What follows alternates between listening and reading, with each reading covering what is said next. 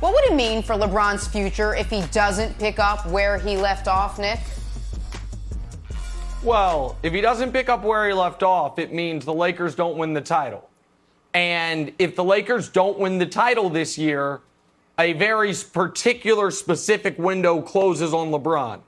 His ability to get to 6 rings. Now, I think it is obvious he does not need to get to 6 rings to be the greatest player ever. But for some folks who obviously consider, Bill Russell the greatest ever and then Jordan and Kareem are tied because it's just count the rings, count the rings, count the rings. 6 rings would be very helpful for LeBron because he already has Jordan topped in every statistical category that matters and everything else, but Jordan has those rings.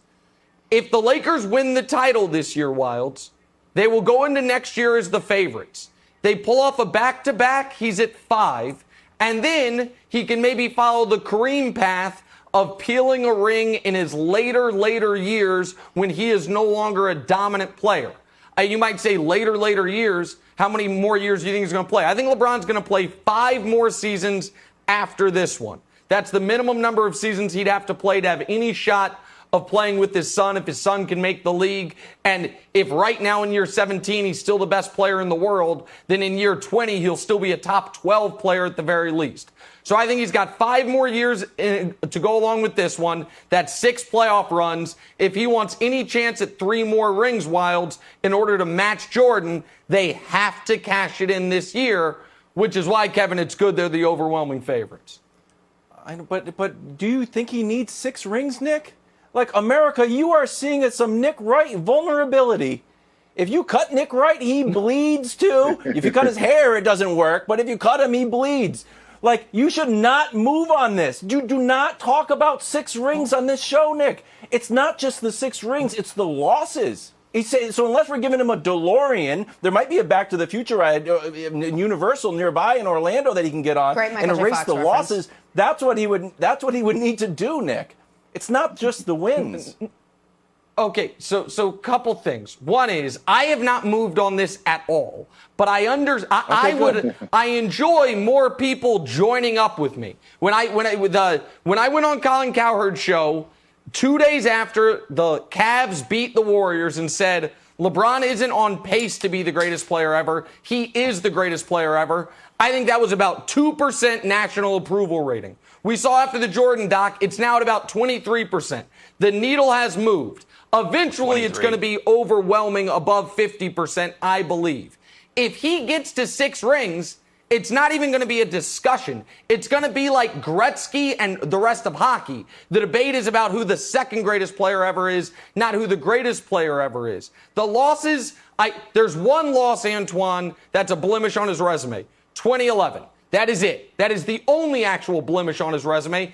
Every other year, he was the best player in those finals. 2007, he wasn't the best player. He's 22 years old. So the losses don't concern me at all, but I don't think he can get to 6, which some people say he has to get to, Antoine, if they don't cash it in this season. You don't have to get to 6. And one thing you got to think about for LeBron, every year is a challenge. So one thing you got to think about, how can he motivate himself every year? Obviously, this year he's very focused. He's trying to bring that fourth championship. But after that, he got to continue to get his body together. It's really hard work to get to play at that level, to be at MVP level. So we got to see how much more that he has in the tank to mentally to be ready to go to continue to fight. But I don't think LeBron is chasing 6 rings. I think LeBron is chasing 1 ring in L.A. to do it with 3 different teams. I think that's where he sets the difference at.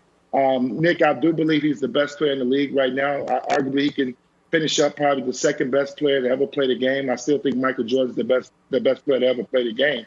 But for LeBron, right now, I think it's all about getting one for the Lakers. I think that just to be a part of the Kareems, the Magics, the Kobe Bryants, I think he wants to be on that list that's brought championships to Los Angeles and do it with 3 different organizations. And then I think after that, it's going to, he got to find that motivation year in and year out. I mean, Father Time catches up with everybody. We know he's been unbelievable in taking care of his body and making sure he's healthy. But it's hard every year to find that motivation when you've done everything in your career and you accomplished everything. It's not about money. Obviously, he's going to get all the individual accolades. He's going to be a Hall of Famer. He's going to do all those things. So every year he has to find motivation to keep going to be able to be the elite. Every team he's played on, he's been the best player. He has to be the best player. I don't know if he could take a backseat role. What if he doesn't want to take that backseat role? What if he don't want to play in the later years where he's not the best player on the floor? So we got to think about those things for LeBron. But I think the window is this year and next year for LeBron to win this title. Well, as far as taking a backseat role, Antoine, I think you saw this year with his transition to point guard that I think in his once he does start truly deteriorating athletically, which amazingly he hasn't really 17 years in, I think he'll transition seamlessly to like a super rich man's Jason Kidd, which is an unbelievable, way to be able to play at year 20. And I think that's what he'll do. But Wilds, Antoine raised, I thought, a very interesting point, which is the next step being the third ring with the third different team. If he were to finish his career without winning another one, I do think, while I'll still believe he's the greatest player ever, he's already accomplished it, that 23% that I said agree with me, Wilds, I think that number starts going in the other direction. If he plays 4 more years with the Lakers, they never win a title. I think it starts going, closer to 15%, 10% than moving upwards, even when he passes Kareem on the all-time scoring list, Wilds. I'll give you a weird one that you hate, Nick. What if he made the finals and lost? So would making the finals and losing actually be worse for his legacy than losing in the Western Conference Finals?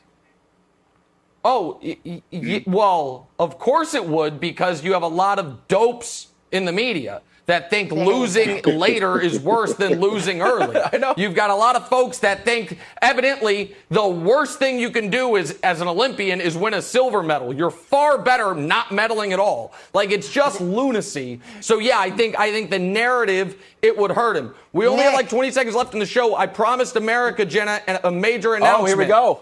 Wilds, you didn't know it, but you spoiled it. The major announcement is, guess what's happening tomorrow? I'm getting a haircut. So Monday, America, it's going to be a totally new Nick Wright. First haircut in 5 months, Jenna Wolfe. So Monday, I'm excited to see how I look. Thanks for watching. Subscribe here to get the latest from the show. Also, be sure to check out more of the best clips from First Things First, or go watch a few segments from our other shows on FS1.